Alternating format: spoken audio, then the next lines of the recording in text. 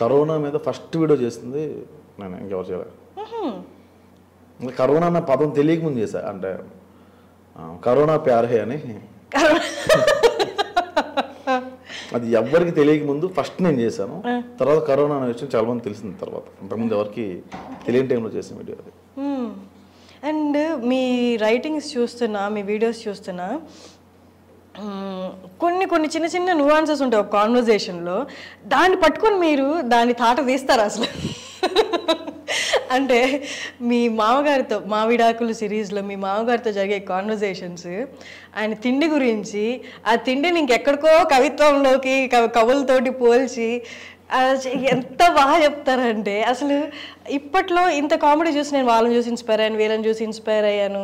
ఈ రైటింగ్స్ చదువుతున్నప్పుడు కానీ చూస్తున్నప్పుడు కానీ ఈజీగా ఇన్స్పిరేషన్ అనేది, అంటే వాళ్ళని ఇంటెన్షనల్గా కాకపోయినా అనుసరించడం అనేది ఈజీగా వచ్చేస్తుంది. మీరు ఎక్కడ ఎవరికి అంటే అట్లా ఇన్స్పైర్ అయిపోయి వాళ్ళ దారిలో వెళ్ళిపోలేదా? జంధ్యాల గారి ఇంపాక్ట్ కొంచెం ఉందండి. జంధ్యాల గారిది ఆయన చాలా సీరియస్గా ఉన్నప్పుడు ఒక చిన్న డైలాగ్ వెళ్తారు ఆయన, అది భలే ఉంటుంది. అది సరే ఆ ప్యాటర్న్ వెళ్దాము. అందుకే ఒక సీరియస్ డైలాగ్ మావయ్య గారితో చెప్పినప్పుడు ఆయన ఇవన్నీ సర్లే ముందు ఫోన్ చేద్దాం అంటారు. సో అట్లా పెడదాము అని థాట్ వచ్చి అది పెట్టాము. అది వర్కౌట్ అయింది, చాలా బాగా వర్కౌట్ అయింది. అంటే ఇందులో ఇంకో ప్యాటర్న్ ఉంది. పెళ్లి చూపులు సినిమాలో సినిమా అంతా ఒక మోసలో ఉంటే సడన్గా వచ్చి నా జాబ్ నేను చేస్తా అంటాడు. గొప్ప అద్భుతమైన డైలాగ్ అన్న కానీ ఆ సిచ్యువేషన్ చాలా నవ్వు తెప్పించింది, ఆయన స్టార్ చేసింది. సో అట్లాగా ఏదైనా ఒక డైలాగ్ సీరియస్గా వెళ్తున్నప్పుడు చెప్తే అది పేలుతుందేమో అనిపించింది, వర్కౌట్ అయింది. ఆ వేవ్ని అంటే ఒక ప్యాటర్న్లో వెళ్తున్న దాన్ని బ్రేక్ చేస్తున్నట్టు. అండ్ మీది మావిడాకులు అనేది ఒక జర్నర్ అని చెప్పలేము, ఎందుకంటే దాంట్లో ఇమోషనల్ ఆస్పెక్ట్ చాలా ఉంది.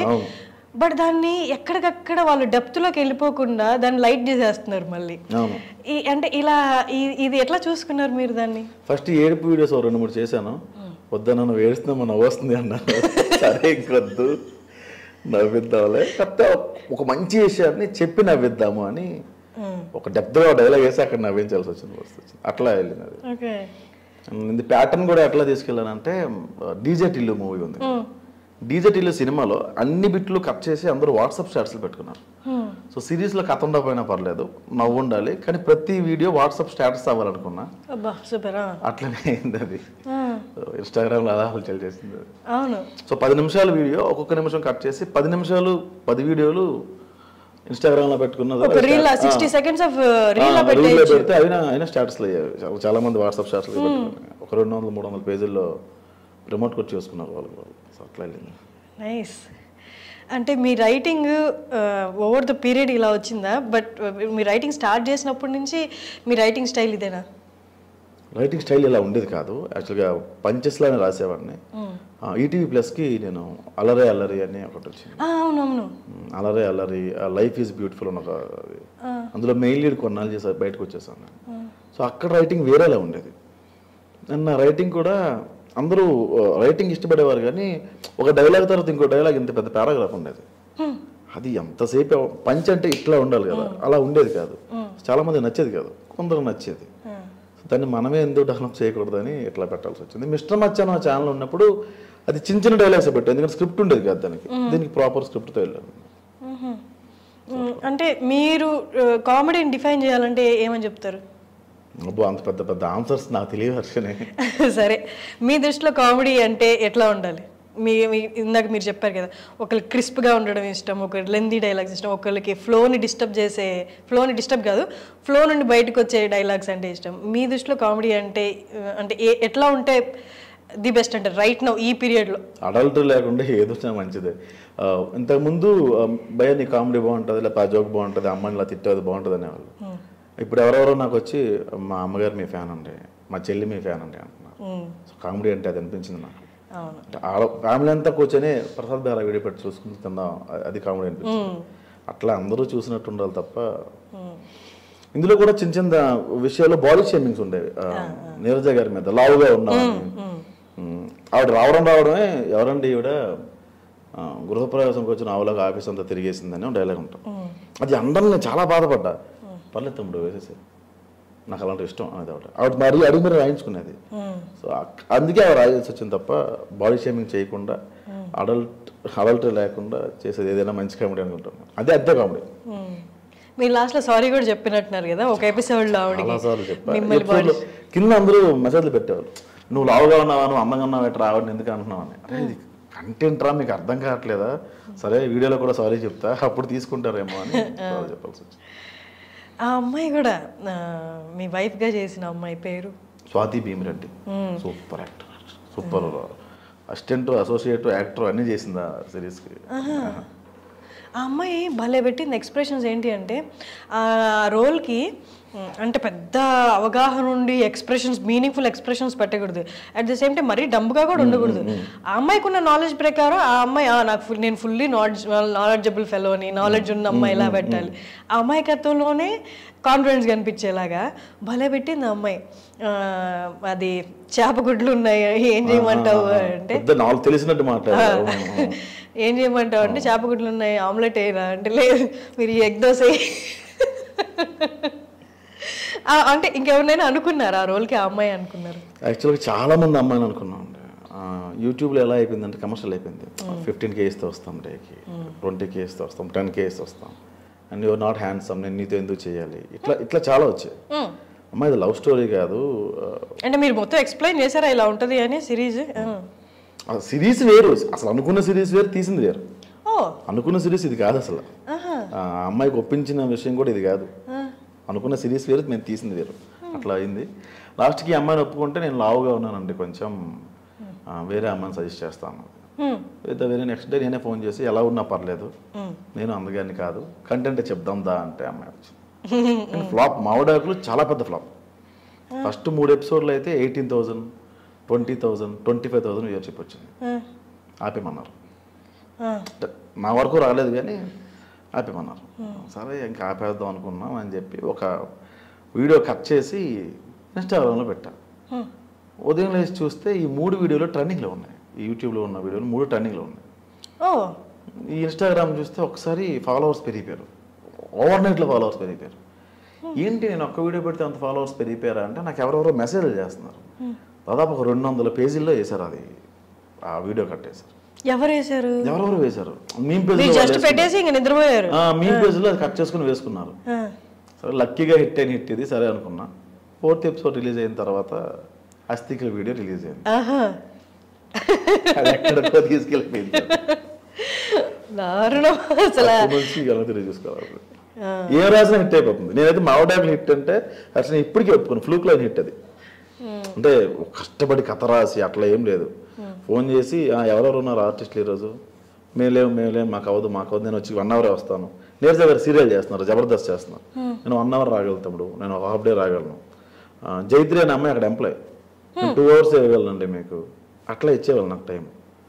ఉదయం ఫోన్ పెట్టేసి ఒక హాఫ్ అన్ అవర్ ముందు రాసేసి షూట్కి వెళ్ళేవాళ్ళు అంటే వాళ్ళు అవైలబిలిటీ బట్టి రాసేవాళ్ళు. అది హిట్ కష్టం అంటే ఒప్పుకోను నేను. మొత్తం సినాప్సిస్ రాసేసి కథ రాసేసి డైలాగ్ ఇట్లా ఏం చేయలే. ఎవరెవరు ఉన్నారో ఫోన్ చేసి రాసి వెళ్ళిపోయేవాడు. అది టైం అంతే. మేబీ సక్సెస్ అలాగే వస్తుందేమో అంటే ముందు పడిన స్ట్రగుల్ అందరికి అన్నిటికీ అది కాదు అన్నట్టు ఇట్లా వస్తుందేమో సక్సెస్. టైం అంటే ఎక్కడ ఆకుండా కష్టపడితే ఏదో రోజు టైం కలిసి వస్తుంది అంటారు కదా అట్లా వచ్చిందేమో. పాత వీడియోలకి పేరు వచ్చింది కానీ ఇంత పేరు రాలేదు. ఇంక చాలు నీకు ఇక్కడి నుంచి బ్రేక్ రావాలి అన్నట్టు వచ్చింది. దీని తర్వాత చాలా మూవీస్ పడ్డాయి నాకు అసలు చాలా దారుణంగా ఆల్మోస్ట్ ఒక 8 సినిమాలు చేస్తున్నాయి అలా తీసుకెళ్ళిపోయింది మావిడాకులు. ఒక యాక్టర్ రైటర్గా 4 సినిమాలు రాస్తాం. సో అంతవరకు పెద్ద సినిమాలు రాస్తాం మళ్ళీ. సో అంత స్థాయికి తీసుకెళ్ళిపోయింది. కానీ నేను ఇది హిట్ అంటే నేను ఎందుకో హిట్టే అది యాక్చువల్లీ అంటే మీరు ముందు పడిన స్ట్రగుల్ సరే దాని గురించి మాట్లాడదాం సో దట్ మన ఆడియన్స్కి వదిలేద్దాం అది హిట్టో లేకపోతే ఫ్లూక్లో వచ్చిందో సరే. దాని ముందు అంటే ఇప్పుడు ఇండస్ట్రీకి వచ్చి ఎన్ని నెలలు అయింది? 13 years అయింది. 13 years మీది ప్రాపర్ శ్రీకాకుళం కదా ఫేస్బుక్లో శ్రీకాకుళం అని. ఇప్పుడు 2008లో వచ్చి మళ్ళీ వెళ్ళిపోయి మళ్ళీ ఒక 4 years 5 years అట్లా మళ్ళీ ఇటు వచ్చి అట్లా. అంటే అక్కడ ఏం చదువుకున్నారు యాక్చువల్లీ మీరు? అది ఎంబీఏ అయిందండి. ఎంబీఏ అక్కడే శ్రీకాకుళంలోనా బయట? వైజాగ్లో. ఓకే. ఆ తర్వాత మూవీస్ వైపు అంతకు ముందే వచ్చేసాను మూవీస్ వైపు. ఈ ఎంబీఏ అనేది పేరుకే అవన్నీ వెళ్ళి ఎగ్జామ్స్ రాసి మందు కావాలా డబ్బులే కావాలి పాస్ చేసి అట్లా డిగ్రీ అట్లా మేనేజ్ చేసింది. సో మూవీస్కి వచ్చి తర్వాత ఇక్కడ అంటే రైటింగ్ సైడ్ వద్దామని వచ్చారా లేకపోతే యూ వాంట్ బి డైరెక్షన్ నేను వచ్చాను 2009లో పంజాగుట్ట ఫ్లేవర్ మీద చాలా పెద్ద యాక్సిడెంట్ అయింది.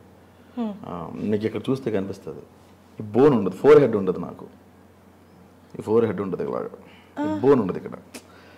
సో కోమా స్టేజ్ మర్చిపోయే అంటే 4 హెడ్ ఉండదు అంటే ఇక్కడ బోన్ లేదా? పెంక్ ఉంది కదా, అవును, ఈ పార్ట్ ఉండదు, యూ కెన్ సీ కొంచెం లోపల ఉండదు, అక్కడ ఉండదు అది. సో అట్లా అందుకే ఎప్పుడే కవర్ చేసావు అంటే అది ఒక కోమా స్టేజ్కి వెళ్ళిపోయే పరిస్థితి వచ్చింది. ప్రతి ఇంట్లో భయపడ్డారు హైదరాబాద్ వద్ద. అంటే ఎలా అయింది యాక్సిడెంట్? బైక్ బ్రేక్ ఫెయిల్ అయిపోయింది, వెళ్ళి దేనైనా గుద్దారా? ఫ్లైఓవర్ మీద డివైడర్ తగిలేసింది, బ్రేక్ పట్టలేదు, సడన్గా ఫ్రంట్ బ్రేక్ పట్టినప్పుడు తెగిపోయింది అది.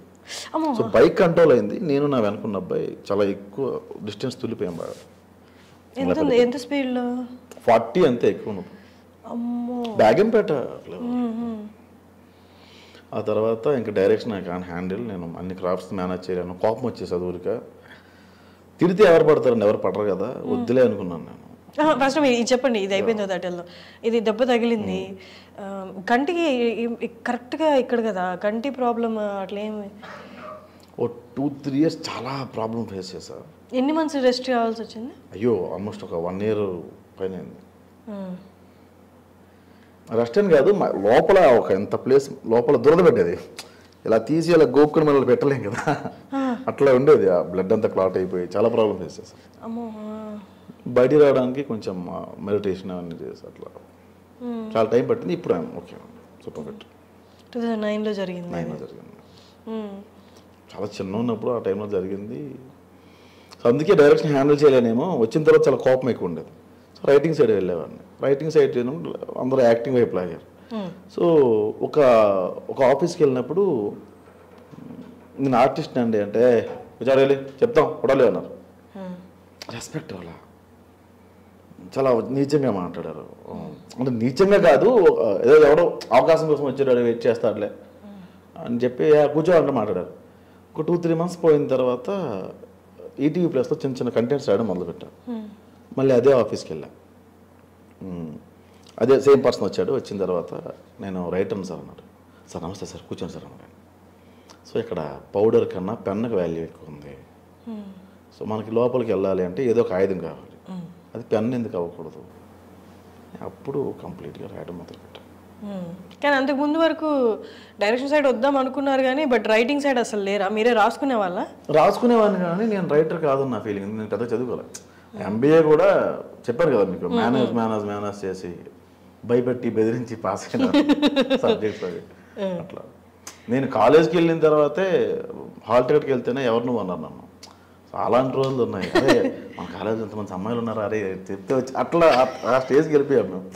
అట్లా ఉండేది.